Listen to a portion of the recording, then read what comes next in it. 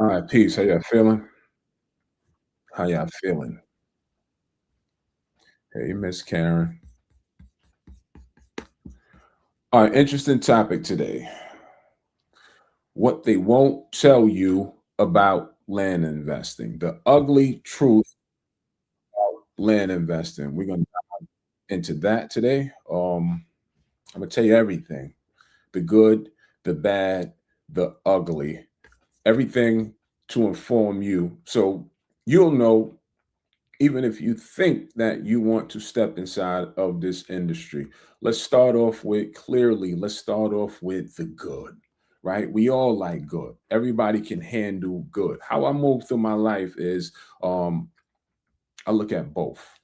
I look at best case scenario and I look at worst case scenario. Best case scenario, all of this stuff that the Acre Boys, Ray and Jay, that they spewing out all over line. Best case scenario is all 100% true.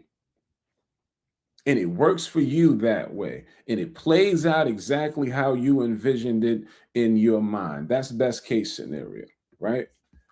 Worst case scenario, it's all bullshit. Doesn't work. So I like to remove myself as being the principal focus. I like to remove myself and say, don't believe me because I don't need to be credible about what I'm saying. Remove me, remove the Acre Boys name from the equation. I don't need to be credible. What I like about this industry, to kill that myth, is that this has been working since the beginning of time. This is not a new concept that we're teaching. This is a concept that we tapped into. This is a concept in our culture that just hasn't been popular over the last 100 years or the last 60, wherever you want to start the count from. It just hasn't been a popular topic. But does that mean that it's been less valuable? Because it always has been valuable. It's just where we've been placing our emphasis at on the importance and the value of this industry, it has been low. So don't listen to me. If you believe me, if you trust me, thank you. I've earned your trust. I've earned your respect. If that's you.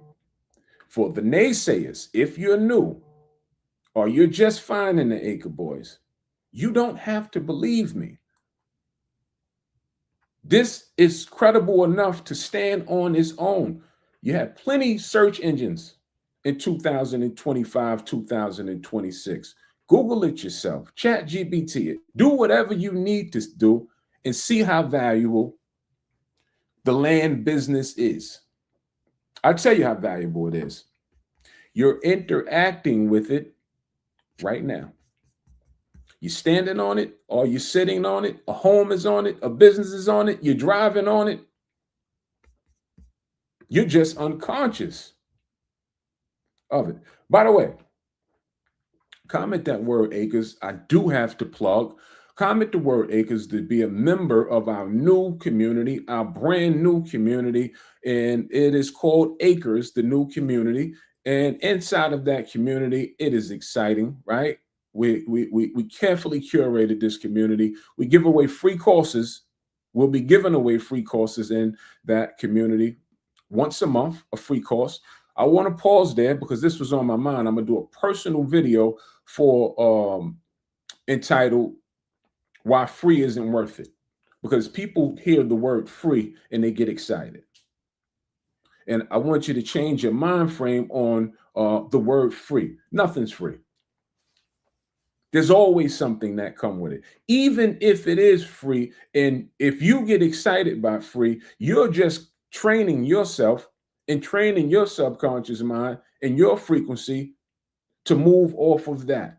And you don't move the needle that way. If I gave it to you for free, even if it worked for you, it won't work for you moving forward because you're looking for free.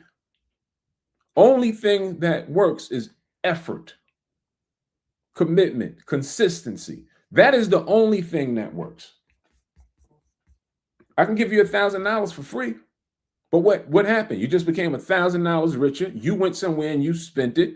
What really happened for you?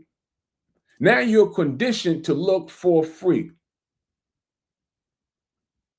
So we use free. You know how people use free? Because free it's a hook. It's to catch you. Oh, free, I'm in. There's certain groups, there's certain groups that they set the price point to keep you freebies out of there. Because free is usually associated with the bottom half, with that mindset. So stop looking for free. Back to the community, we have in there, and we will give out free courses. The reason why we're giving out free courses, right? I'm giving an entry-level course away once a month for free. That is to motivate you. That is to inspire you to go further. That's it. That's why it's free, to inspire you to go further. Now, if you get something free that's worth value and you set it to the side, because that's typically what happens, because you only pay attention when you pay. So typically, once you get it for free, there's no value placed on it and you do nothing with it. But we will continue to do it because I understand what I'm working with, I understand who I'm working with, and hopefully, just hopefully, that it sticks with somebody and they do something with it. All right, so comment the word acres. It's only $4.99 monthly to be a part of it. It's loaded with information. We're in that room. You get your own profile in there. You can we suggest that you state who you are, what you do, what your profession is, so other people can read about what you do on your profile, and we build community that way. Currently, we have a lot of people. Over the last 5 days, we brought in 50 people inside of the room. So in the room, you'll see people that prepare taxes. In the room, you'll see people in their profile where I repair credit profiles and things of that nature. So interact. It's building community. Interact. It's $4.99. It's less than a quarter a day. I couldn't make it any cheaper. Right? So if you believe in anything that we said, I need to see you in that room. I need to see you be a part of the journey, be a part of something special. You can DM in there, us in there. Don't DM me in there asking, how do I invest in land for $4.99? You might not get a response. I'm just being totally honest with you. Don't think for $4 a month, I'm going to teach you how to go and invest in land on a high level. It's not going to happen. That's not what the room is designed for. We have farming in there, right? We even got a book club in there. We're building community in there. You can ask questions in there for sure. Now, back to the ugly truth, what they don't want you to know about land investing. What they don't want you to know about land investing, right? This will be hard. Here's why becoming a land investor, it may be one of the hardest things that you attempt to do if you're not currently involved in the industry, because you're starting from ground zero. And in the beginning of anything, it's slow in the beginning. And this is no different. I think a lot of people may get excited about the message because of the way that we frame the message. Our job is to frame the message that way to get you excited. This is not a sexy space. This is not a shiny brand new car that we're talking about. This is not a brand new built house that looks good and is captivating to your eye. Remember, we're dealing with dirt. So if you don't have the vision to see the value in dirt, how do we make this exciting to be able to even speak about this? So that's our job. Our job is to hook you to say, stop, let me lend an ear to what these guys are talking about. Right? So in the beginning, as a real investor, and I like to be very transparent and give tangible steps and tangible information, this will be hard, the same way it will be for us. If you've been on the outside of this space, and I'm well aware of ballpark of what your age range is, because I'm well aware of what our data states. Our data states that we cater from, our message hits directly home from ages 35 to 70. These are grown people, fully grown adults. So if you're a fully grown adult and you've been the way you've been for the past 30 to 70 years, it's going to be tough for this message and the principles that go along with this message to penetrate the program and frequency that you're currently on, if that makes sense. It's going to be tough because the minute that you lose excitement about the message, the minute that you lose excitement about the idea of land investing, you just slid all the way back down. How do I know this? Because everyone has had a first day, including me. So I know what you're up against.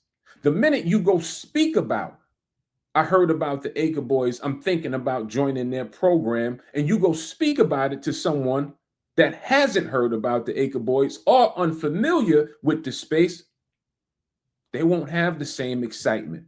And it's going to pull down your excitement. Stop me when I'm lying. So in the beginning, it will be extremely, extremely tough. I'll tell you what was one of the things that helped me in the beginning. If you can find a partner, please find one, which will be just as tough. Trying to get multiple people on the same page will be one of the toughest tasks that you face. Don't pick more than one. Don't come into this with your auntie and your cousin. Keep it, if you can, find a partner. Find one partner. Anything over two is a monster. It will be problematic. If you can find just a trustworthy partner, one partner, preferably one partner that won't steal the money once it's built. Because once the money come into play, that's when egos come into play. So for me, I was fortunate enough to have a partner that was on the same frequency as me at the same time. So we were able to grow together. That's very important what I said. We were on the same frequency at the same time, meaning that both of us was fed up with our situations, meaning that both of us was willing to do whatever it took to change our situation. And that's the other caveat, to throw that in the pot. If you're not pissed off with your results, it's going to be hard for you to really dig in and go hard if you're not pissed off with your results. And when I say pissed off, I mean willing to really do something about it on a daily basis. And this is a business. Business is tough.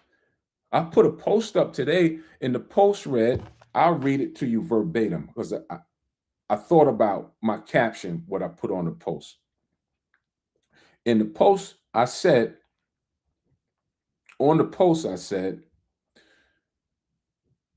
once I begin this entrepreneurial journey, I used to say, everyone should be doing this. Pause there.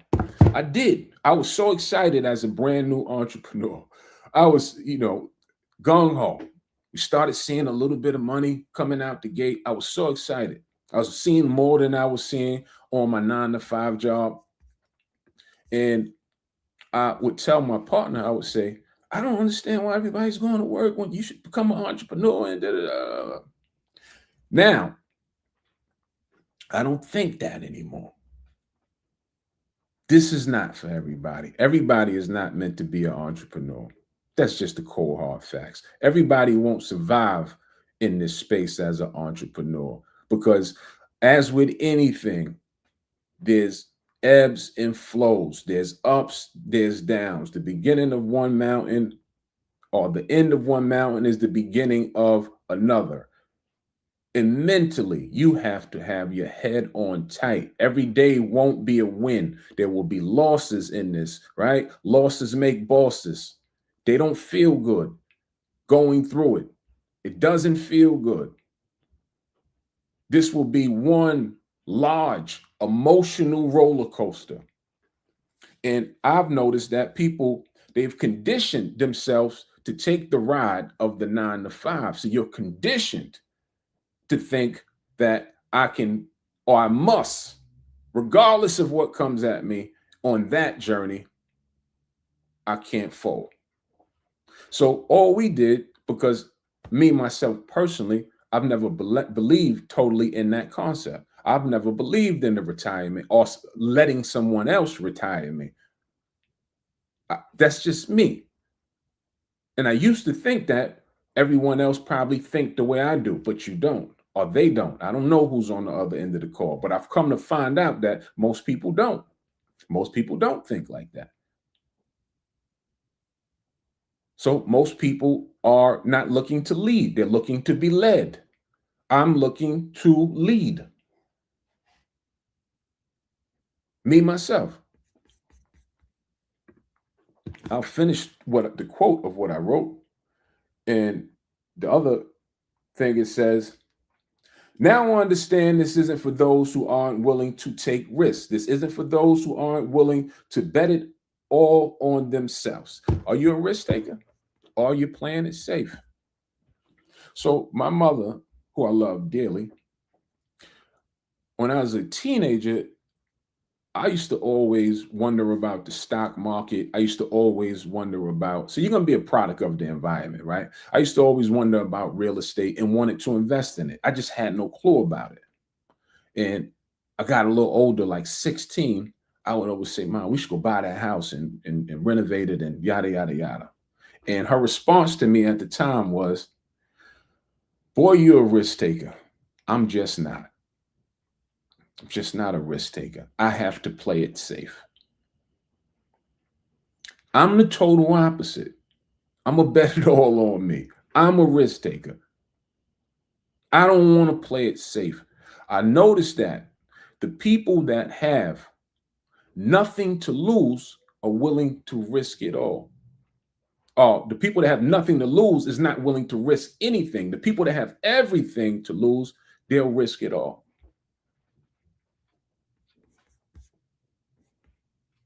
So I'm a risk taker. Are you a risk taker or not?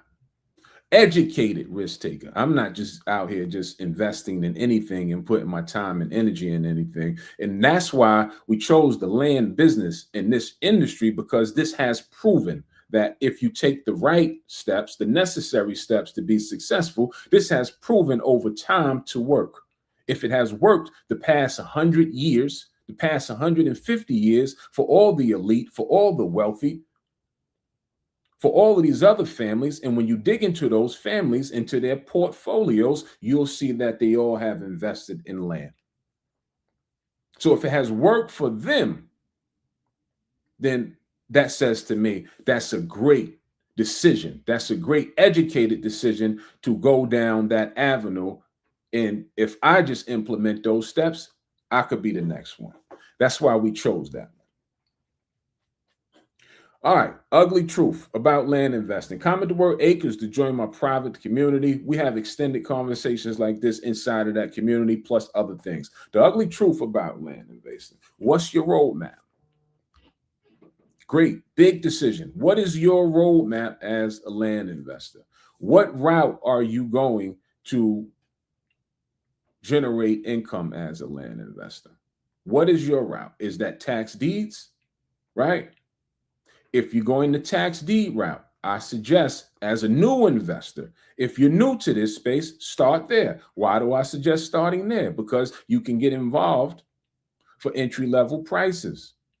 You can hit an auction, spend $1,000, turn that to $4,000. Spend $1,000, $1,500, turn that to $5,000. And still, once again, the other thing that goes along with that in the beginning is patience. You've been messing it up for 35 to 40 years. Now you want to fix it in 3 months because you saw the Acre Boy say, this was exciting. Don't work that way. Patience, people, patience. This is investing. It will take time. It will grow, but you have to patiently let it grow. All right? Because if you hit an auction, what are you most of you going to do when you get the money? If you spend $1,500 and you turn around and sell it and make $5,000, I promise you, for most of you on this call, that money's probably allocated to go towards something. What happens if the money's allocated to go towards something? You're right back where you started. Have you really moved the needle? So I'm telling you that everything, the whole thought process that you should think about before you decide if this is for you. Because if you want to enter the tax deed space, which is a great time to enter the tax deed space because it's the top of the year. What happens at the top of the year? New lists come out, new auctions, they start to roll out their dates. January 5th is a big date. It's a great auction. In fact, I'm going to do a training on that auction. I may do the training tomorrow night. But it's a great auction that's happening January 5th and so on and so forth. All of the dates will come out. And once the dates come out, will you be there? That's the only question. Will you be participating? Or will you still be on Instagram scrolling, trolling, and all of those things?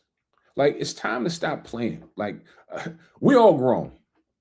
There's no children. I promise you, there's no children on the other end of this live. It's all grown folks. So it's time to stop playing. It's time to put your money where your mouth is. It's time to put your energy and effort on things that's going to help you. And I'm telling you that it will work if you work it. I'm telling you that this has been known to work. It has been proven to work. I'm telling you, you all can handle good. I'm giving you what you may consider may be the bad side, so you can make a decision, right? And I'm telling you that this will take time. I'm telling you that you have to be patient. I'm telling you that you'll be new at this. And anytime that you're new at anything, you have to learn it first. I'm telling you that there'll be a level of concern and fear in your investing in the beginning. You don't have the gauge, you don't have the eye, you don't have the know-how to move fast through these things as a beginner. So I'm telling you, education, putting yourself in the right room, getting yourself under the right mentorship so you can alleviate some of those things that I mentioned. So think about becoming a tax deed investor. Great place to start.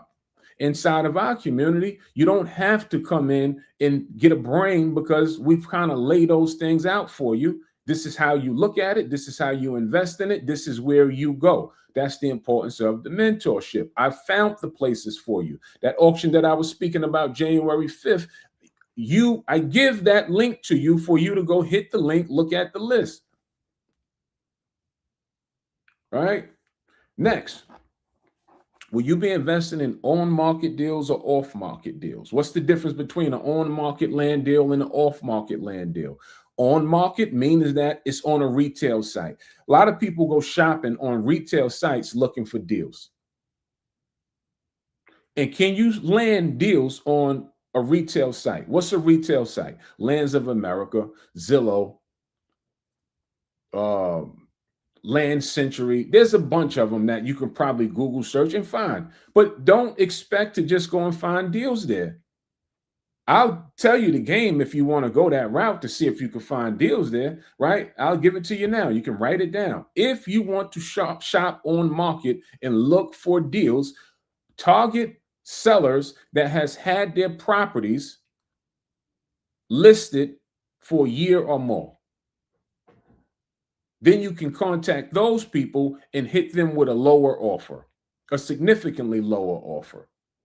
There's some things that come along with that because now you have to question, well, if they had it on the market for that long, why couldn't they sell it? Is it a good deal? That's why I don't suggest playing that game. Have people played that game and had success in it? Yes. As a new person, though, I don't suggest you to do it as a new person. You don't have the experience to do it. You don't know what you're looking at. And if anything has been on the market over a year and they can't sell it, don't think that people try to sell us stuff that's on market. As soon as I see that it's on market, I turn the deal down. Where's the money at? There's no more meat on the bone. How can I make money? Like now, if you're buying it for your personal use in an area that you just want, you have the money to buy it, then go buy it at the top of the market. Great. If you feel that it's a good deal, then buy it. Now, if you're looking at an off-market deal, that is where you're going to make the most money selling the land. That is where you're going to make have the most meat on the bone if you're looking to flip the land. Why? Because in off-market deal, the way that we handle our business, most of these people are not even on the market to sell until we contact them with interest in buying. Let me say that slow. When we are looking for off-market deals, the sellers that we are contacting, they're not even aware that they're interested in selling until we contact them with an offer. Then once they get an offer, then they say, oh, I'm not doing nothing with that property. I'll consider selling it. And now we can negotiate a favorable term to who? To me. Right?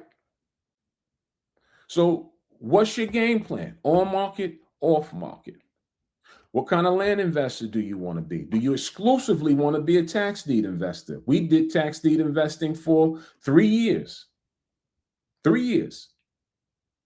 3 years, we didn't touch a dime of the money for the first time in my life. So I know what you're up against. I use my 9-to-5 job as my investor. I was responsible for half of whatever the portion of the payments was because I had a partner. These are all the things that I suggested to you already. And I put the money up.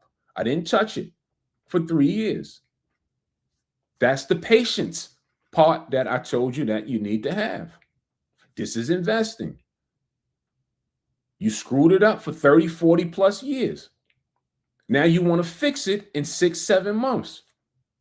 If you don't have patience, if you don't have discipline, this may not work for you on a high level. If you just want to make some quick bucks to take a vacation, or to say, hey, Acre Boy showed me how to make, $5,000 for the year to pay off something, great. You can do that. But I'm talking to someone that's looking to do this full time. As a serious land investor, I'm giving you all of that stuff. All right. So another play that you could consider, and this is if you're looking to hold on to the property, because I know a lot of you want to just get properties for your family compounds, your homesteads and things like that. Consider seller finance. Seller finance is an option, but you have to find sellers that's willing to seller finance their property. Sometimes that's readily, easily able to see. You can see it in the listing that they're offering seller finance, or you can ask. You can ask for seller finance terms, and sometimes they'll agree to those terms. Seller finance is also a play when it comes to flipping land. If you know how to get it undervalued, we speak about just making a lot of money seller financing. Now, hold on one second. Yeah. What? Okay, I'll see you soon. All right. So seller finance, how do you run the seller finance play as a land investor? And why is it beneficial? Well, if you know how to find land for undervalued, and when we seller finance land, I'll give you real simple examples. So I've done these. There's certain areas that you can find land for less than $1,000. Less than 1,000. Right? If you know how to get it, which we do, and we can teach you how to get it for those prices. Those prices typically for land are going to be in bad areas. Some may heard me speak about this. Target bad areas, right? Some may be thinking, well, what I'm going to do with land in bad areas? How can I sell it? Great point, right? You have to target bad areas where there is movement. What do you mean, Ray? Movement, meaning that things are still happening. Properties are still being sold in that area. I'll give you prime example, Little Rock, Arkansas, where many deemed to be a bad area. But if you know how to research and pull up the data of that area, you'll find that Little Rock, Arkansas sells like hotcakes. Things are constantly coming in and off the market in Little Rock, Arkansas. That's Pulaski County, Arkansas. How do I know about Pulaski County, Arkansas? Because in the beginning of my land investing career, I made a lot of money in Pulaski County. I made a lot of money in Little Rock. And I was buying properties then for $50 and selling them for $2,500. You can't buy them at $50 right now because the days of the $50 buys are over. So target a bad area, right? A bad area that has movement, and then you sell or finance it. The reason I said if you can get it for under $1,000, which I know areas that you could, you have to then look on the market to see what they can be resold at. If you can resell them for double, at least double or triple your money, I prefer triple, it's a great seller finance option. Meaning that I was paying $800, $700 for properties in certain areas, and I was selling them as a seller finance for $2,500 to $300. 3,000, should I say, for $2,500 to $3,000. Then the seller finance play, I was asking for a down payment for the price that I paid for the land. Everything else, free and clear. Once again, it takes patience, though, to build up a substantial amount. Because when you're dealing with low denominations like that, you won't be able to charge on a monthly basis more than $200 a month. So let's keep it at $200 a month. I don't know what your needs are, but if you need to make an extra $2,000 and put it on autopilot, that means that you would need what? You would need 10 properties at $200 a month. Beauty about that play is that the down payment covers what you put out of pocket. I hope I didn't lose y'all with that. Did I lose you with that? Did y'all follow the seller finance play? I know I may be speaking fast. Did that make sense to you? Somebody comment to me. Somebody talk to me. Let me know. All right, he said, okay.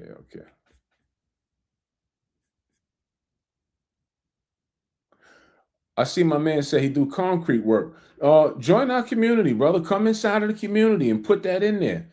It's only $4, only $4.99. We build in a community with people like you that's moving out here in the world, that's doing things. You do concrete, come in there and put that I do concrete so people will know about it. All right, that's the seller finance player. All right, next, what's your goal? Are you targeting infill lots? Are you targeting large acreage? What are you doing? What are you going after, right? What are you going after? What's your specialty? I've done both. I've concentrated on small lots. I concentrated on large lots. I've done both. In our culture, I'm well aware that we get excited when they hear large acreage numbers. Oh, I got 40 acres. Oh, I got 60 acres. What's the game plan for the 40 to 60 acres? If the game plan is to target sellers that have that, know this. The higher the acreage, the savvier the seller. People don't own 40 acres and people don't own 60 acres and 80 acres and don't know nothing. So the higher the acreage, the savvier the seller. So meaning that as the person that's looking to buy it, you're going to have a higher knowledge base to have that conversation with them. If you don't, they're going to walk all over you. They're going to chew you up. They're going to spit you out, and more than likely, no deal will happen. So a lot of people think they want this large acreage. Great, I do, but know how to handle yourself and know how to get it. Why would somebody sell you large acreage for 30% on the dollar? 40% on the dollar? What's your game plan? Infill lots, small lots. Why would somebody sell you an infill lot for 30 to 40% on the dollar? You still have to have a knowledge base, know what you're speaking of, and how to speak it. So if infill lots is what you're going after, what is an infill lot primarily used for? To build on. Who you're targeting, who's your seller, who's your buyer, should I say, once you do take ownership of it? More than likely somebody that's looking to build. There's a list, there's sites that'll give you lists of people that have pulled permits in a certain time frame in that area. Would that be a valuable list? Would those be valuable people to target to sell it to? If they pull permits to build. Yes. Great game plan. If you have infill lots, if you have large acreage, think that you want to have, usually large acreage most of the time is going to be on the outside of the city limits, most of the time.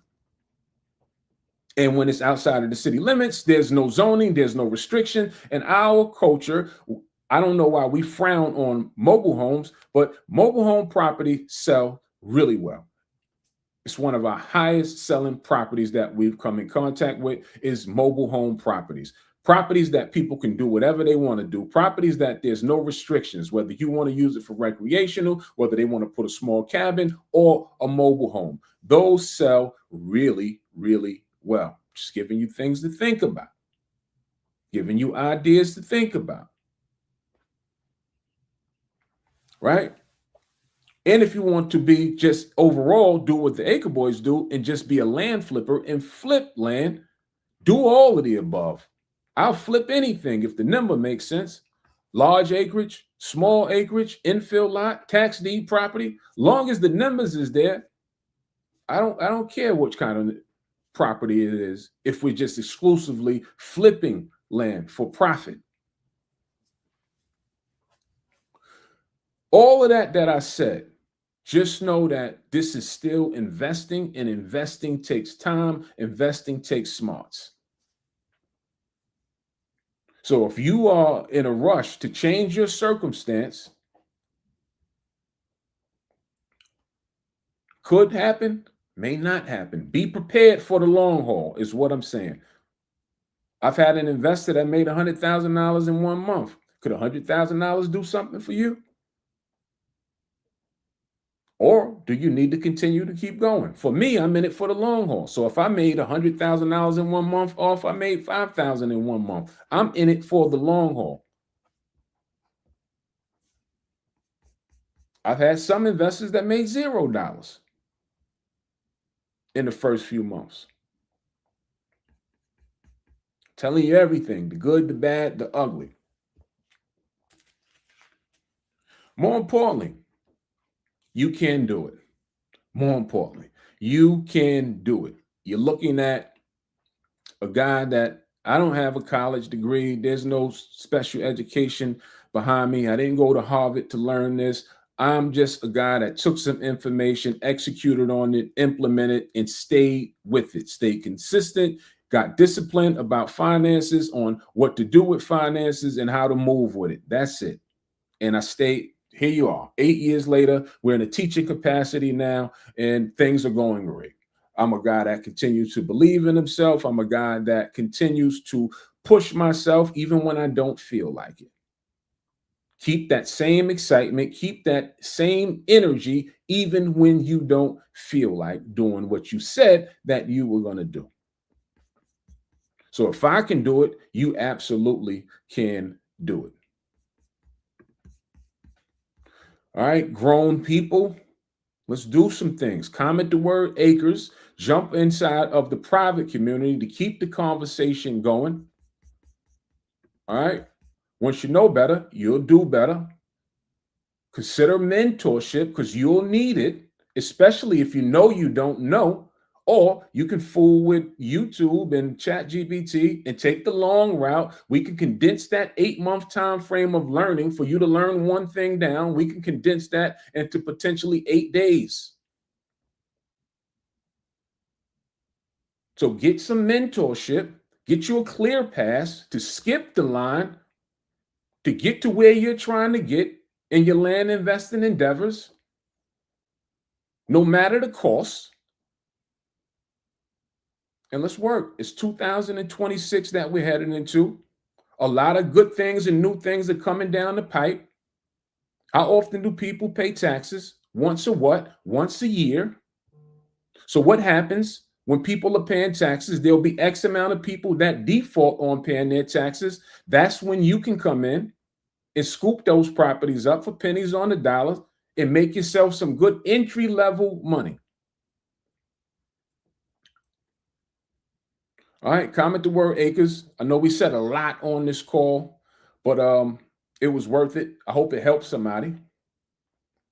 I hope it helps somebody to get either over the fence or off the fence. We're on that type of time. We ain't carrying nobody around in 2026. Get off the fence or get over the fence. All right, time to stop playing with yourselves. If we're working, we're working. All right, I see you comment the word acres. I see some people that came in already. I appreciate you. Thanks for the support. Let's grow together. Let's continue to win. All right, y'all enjoy the rest of y'all day. Peace, love.